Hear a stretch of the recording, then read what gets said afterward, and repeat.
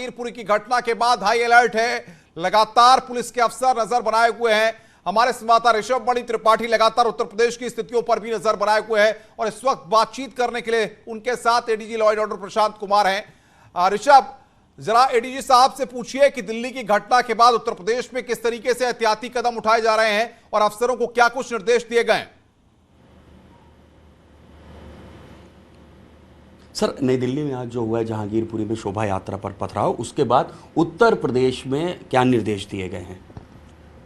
हनुमान जयंती के संबंध में पूर्व से ही अलर्ट जारी थे और जैसे ही इस घटना की सूचना मिली है, हम लोगों ने सभी अपने जो फील्ड के अधिकारी हैं, एडीजी, आईजी और सभी एसपीज़ को और एसएसपीज़ को ये निर्देश दिया है शासन के द्वारा भी और डीजीपी के द्वारा भी कि तत्काल सभी लोग अपने क्षेत्र में निकलें, भ्रमणशील रहें, आवश्यक स्थानों पे पिकेटिंग की व्यवस्था कराई जाए, पेट्रोलिंग की जाए तथा इंटेलिजेंस कलेक्शन को बढ़ाया जाए।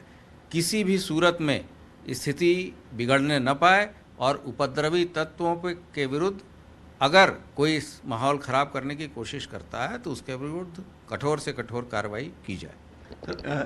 दिल्ली की सीमा उत्तर प्रदेश के भी कई शहरों से लगती है, सीमाओं के लिए क्या निर्देश दिए गए हैं जो सीमावर्ती जिले हैं वहाँ के लिए? हमारे जो नोएडा के कमिश्नर हैं, एसएसपी गाजियाबाद हैं, वहाँ के एडीजी हैं, हमारे बागपत का इलाका है, इन सभी लोगों को अलर्ट किया गया है। सभी लोग अपने क्षेत्र में भ्रमणशील हैं तथा पेट्रोलिंग हमारी वहाँ चल रही है। आवश्यक पुलिस बल का प्रबंधन भी किया गया है, वहाँ पीएसी भी लगाई गई है तथा जो सिविल पुलिस है और हमारी 112 की जो गाड़ियाँ हैं वो भी लगातार भ्रमणशील हैं। जो हमारी S10 की जो डिजिटल वॉलंटियर्स हैं उनके साथ भी हमारा लगातार समन्वय बना हुआ है ताकि अगर कोई भी आदमी गड़बड़ी करने की कोशिश करता है तो इसकी सूचना तत्काल हमें मिले और हम लोग त्वरित तरीके से उस पर कार्रवाई करें। ऐसी घटना जब सामने आती है तो उसके साथ ही अफवाहों का दौर शुरू हो जाता है। सोशल मीडिया में तमाम तरह की अफवाहें भी फैलाई जाती हैं, तो सोशल मीडिया सेल को कोई अलग से आदेश मॉनिटरिंग डीजीपी मुख्यालय से? अवश्य, इसमें जो अलर्ट जारी हुआ है उसमें हमारे जो सोशल मीडिया के सेल हैं वो भी लगातार चीज़ों को मॉनिटर कर रहे हैं और हम लोग यहाँ से भी परीक्षण कर रहे हैं कि किसी तरह की कोई ऋषभ, दिल्ली में जो उपद्रवी थे वो भागकर उत्तर प्रदेश में किसी जिले में आ सकते हैं, सीमावर्ती जिलों में आ सकते हैं। ऐसे में क्या इंटेलिजेंस एजेंसीज को भी अलर्ट पर रखा गया है? क्या वो भी तमाम एहतियाती कदम उठा रही हैं और जो इनपुट्स होते हैं या सर्विलांस या बाकी जो माध्यम होते हैं उनसे भी ऐसे लोगों पर नजर रखी जा रही है? सर, क्या दिल्ली पुलिस के साथ भी आपकी कुछ बातचीत हो रही है? चूंकि उपद्रवी जो हैं ऐसी भी आशंका जताई जा रही है कि वो दिल्ली से उत्तर प्रदेश में भी दाखिल हो सकते हैं, उनके ऊपर कैसे निगरानी रखेंगे, इंटेलिजेंस सर्विलांस? नहीं, दिल्ली पुलिस के साथ हमारा बहुत ही रियल टाइम इंफॉर्मेशन शेयरिंग का सिस्टम पहले से ही बना हुआ है और इस संबंध में लगातार हमारी रेगुलर इंटरवल पे हम लोगों की मीटिंग वहाँ के अधिकारियों के साथ होती रहती है और आज भी हमारा समन्वय पूरी तरीके से बना हुआ है। अगर आवश्यकता पड़ेगी और कुछ इस तरह के लोग अगर हमारे यहाँ छिपने होने की बात होगी तो उस पर त्वरित कार्रवाई की जाएगी। हमारे सभी अधिकारी वहाँ के दिल्ली पुलिस के संबंधित अधिकारियों से टच में रहते हैं और हमारा एक सोशल मीडिया ग्रुप भी बना हुआ है जिसपे कि रियल टाइम इंफॉर्मेशन शेयरिंग हम लोग करते हैं। ऋषभ, अफसरों को फील्ड में उतरने के निर्देश दिए गए हैं, क्या इसको क्रॉस चेक किया जा रहा है, वेरीफाई किया जा रहा है? उसके लिए कुछ सभी हमारे जो संवेदनशील जिले हैं उनको व्यक्तिगत तौर पे यहाँ से अधिकारियों के द्वारा बताया गया है और आप अगर अपनी टीम को भेजेंगे तो देखेंगे कि सभी जगह लोग अलर्ट हैं और पूरी तरीके से चौकसी बरती जा रही है। तो सर, जैसा आपने कहा कि फील्ड में उतरने के निर्देश दिए गए हैं, तो फील्ड में सारे अधिकारी उतर गए हैं इस वक्त? आपके पास है जानकारी, अपडेट करते हैं? हाँ, हमारे सभी लोग, हमारी लगातार वार्ता हो रही है और हमारे कंट्रोल रूम के माध्यम से भी सूचनाओं का हम लोग एकत्रित कर रहे हैं ताकि हम लोगों के पास भी समय समय पे अपडेट आता रहे तथा कोई भी अगर उल्लेखनीय बात होती है तो उसकी सूचना हम लोग को भी मिलती रहे। सर, रमज़ान का महीना भी चल रहा है, रोज़े चल रहे हैं, तरावी पढ़ी जा रही है। कुछ समय ऐसे होते हैं जब एक दूसरे वर्ग के लोग भी ज़्यादा निकल आते हैं सड़क पर, उससे कैसे सतर्कता बरतेंगे? कोई अलग से निर्देश? नहीं, हमारे यहाँ तो आपने देखा होगा रामनवमी के त्यौहार भी था और कल अंबेडकर जयंती भी थी और बैसाखी का भी पर्व था, महावीर जयंती थी। महावीर जयंती के दौरान भी और अंबेडकर जयंती के दौरान भी करीब 600 से 700 जुलूस निकले थे।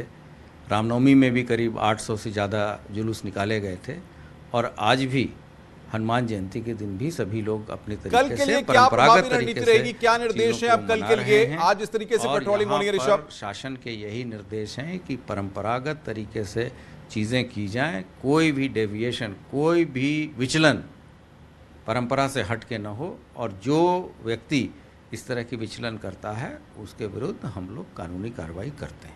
सर अभी कल का दिन भी है, कल संडे, कल के लिए क्या ये निर्देश जारी रहेंगे? कुछ और स्पेसिफिक निर्देश कल के लिए? नहीं, हमारे यहाँ अगर जैसी व्यवस्था रहती है, जिस तरह की सूचनाएं मिलेगी, हम उस हिसाब से अपनी सतर्कता रखेंगे।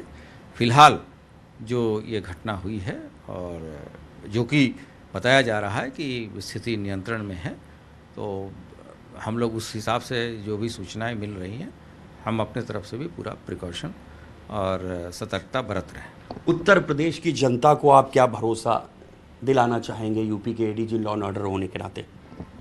हम तो सबसे अपील करेंगे कि जिस तरह से सबके सहयोग से और सभी वर्गों के सहयोग से हम लोगों ने पिछले 5-5.25 साल से किसी तरह की कोई कम्युनल इंसिडेंट नहीं होने दिया गया है। आप कोऑपरेट करके चलें और विश्वास रखें, प्रशासन पूरी तरीके से निष्पक्ष और अलर्ट है और किसी भी तरीके के गड़बड़ी फैलाने वाले तत्वों को सफल नहीं होने दिया जाएगा और हम लोग जो भी व्यक्ति शांति व्यवस्था भंग करना चाहेगा उसके विरुद्ध कठोर कार्रवाई करेंगे। तो ये थे यूपी के एडीजी लॉ एंड ऑर्डर जो बता रहे हैं कि रियल टाइम इंफॉर्मेशन शेयरिंग हमारी हो रही है नई दिल्ली पुलिस के साथ भी। उनका अपना सोशल मीडिया ग्रुप है और उसके माध्यम से भी लगातार इनका संपर्क जारी है और अगर नई दिल्ली से भी कोई आरोपी उत्तर प्रदेश में दाखिल होने की कोशिश करता है तो जैसी इंफॉर्मेशन मिलेगी उनके खिलाफ सख्त कार्रवाई की जाएगी। अनुपम। बिल्कुल ऋषभ, आगे भी हम आपसे अपडेट लेंगे, आप बने रहिए हमारे साथ। राजीव इस वक्त हमारे साथ बातचीत करने के लिए जुड़ गए हैं। राजीव, क्या स्थिति इस वक्त बनी हुई है?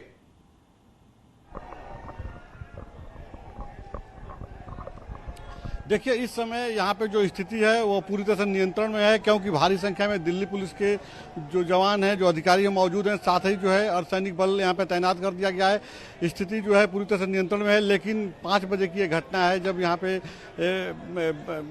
महावीर जन्मोत्सव जो मनाया जा रहा था उसको लेकर के जब शोभा यात्रा निकाली जा रही थी, उस समय दो समुदाय के बीच जो यहाँ पे पथराव हुआ था उसको लेकर के स्थिति अनियंत्रित हो गई थी। लेकिन अब जो है यहाँ पे भारी संख्या में जो पुलिस बल पहुंची है तो स्थिति सामान्य है और अब कंट्रोल में है। जी, लेकिन सवाल यहां पर यह है कि दिल्ली पुलिस अभी भी कह रही है कि पीस कमेटी और अमेन कमेटी के लोगों के साथ बैठक होगी और लगातार हम स्थिति पर नजर बनाए हुए हैं। ऐसे में क्या प्रयास अभी तक दिल्ली पुलिस के अधिकारियों के द्वारा किए जा रहे हैं?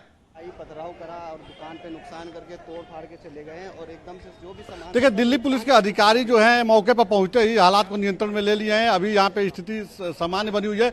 जो लोग यहाँ पे थे उस समय जानने की कोशिश करेंगे। ये बताइए कि कब की घटना है? सर, ये घटना 6 बजे की है।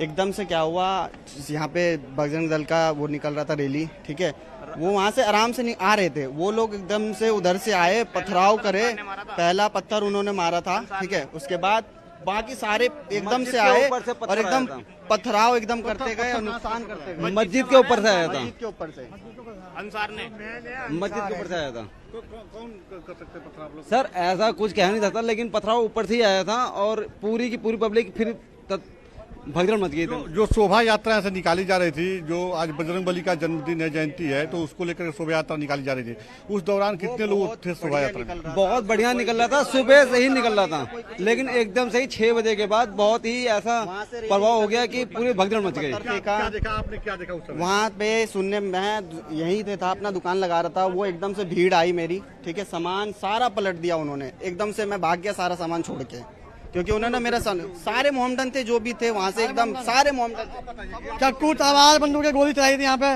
बहुत से बंदे घायल हुए हैं, सबके सर फूटे हैं, बच्चों के सब हो गए, गाड़ी भी चला दी।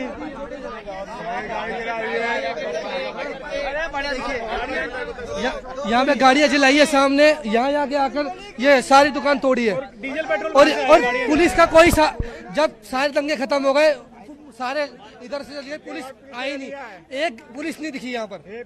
अब स्थिति कैसी है यहाँ पे? अब यहाँ पे स्थिति कभी भी बिगड़ सकती है, कभी भी बिगड़ सकती है स्थिति मेरे तरफ।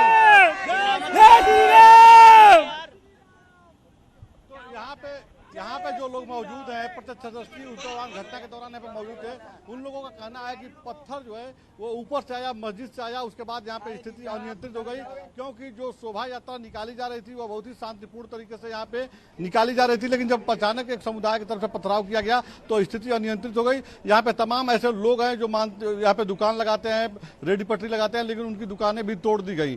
तो इस तरह से काफी लोग, क्या आपने क्या देखा? हमने देखा जैसे कि हम यहाँ से वो यात्री निकल रही थी, जैसे सारे अपनी रेल निकल रही थी, उस कारण वहाँ से पथराव करा मस्जिदों से।